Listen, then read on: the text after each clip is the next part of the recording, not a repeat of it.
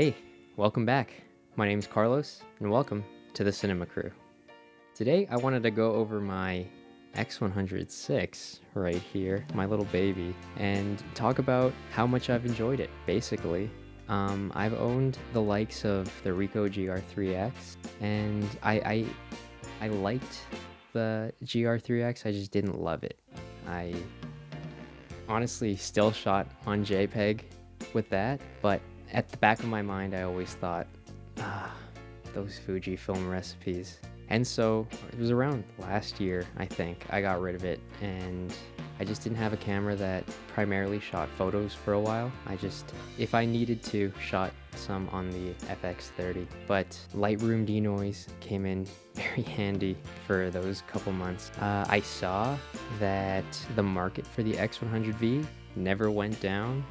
It's still pretty inflated, let's just say, but the X100VI, when that was released, or when that was even just announced, I was curious and I wanted it, but I knew not much about it. I didn't know that it had pretty good video specs, but yeah, I just lacked a photo camera for a while. And so after a while, I started watching a couple more reviews on the X100VI.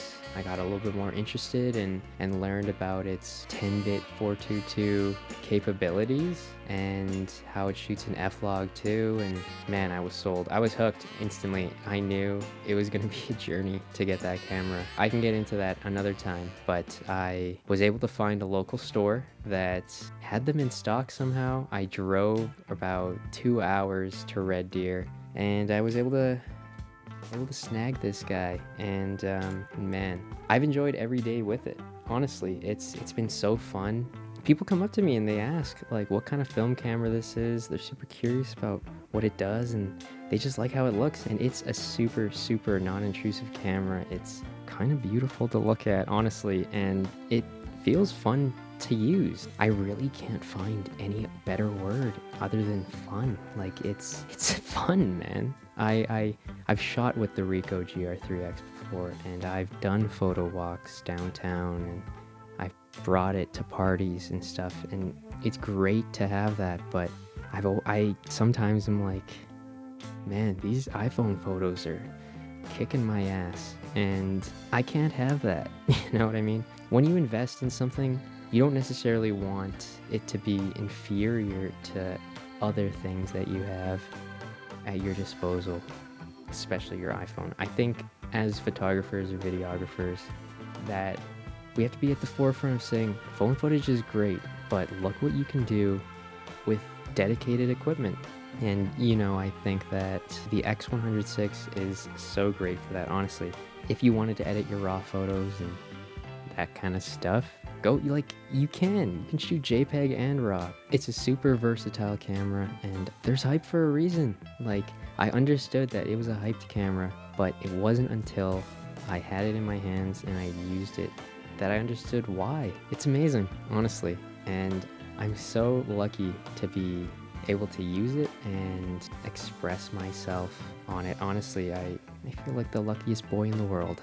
I love my little camera. I plan to do more research on recipes and learn how I can become a better photographer, because at the end of the day, that's what any camera is supposed to help you do. And this camera does that. It inspires me to shoot and to go out and capture things where otherwise I probably not feel so enticed, if that makes sense. But anyways, that's my quick little video on the X100VI so far. I've owned it for about 3 weeks, still learning the settings and features, but there hasn't been a day where I haven't taken this camera with me. It's so small and compact that you really can just put it in any bag. I have the Fjallraven Kanken Mini, and inside I have the Tenba BYOB 7-inch, and it's a perfect setup. That's all I need for this, and I'm so grateful that everything just worked out and I was able to snag one. So thank you for listening. Thanks for watching. If you enjoyed, please like and subscribe. I've been Carlos. That's showbiz, baby.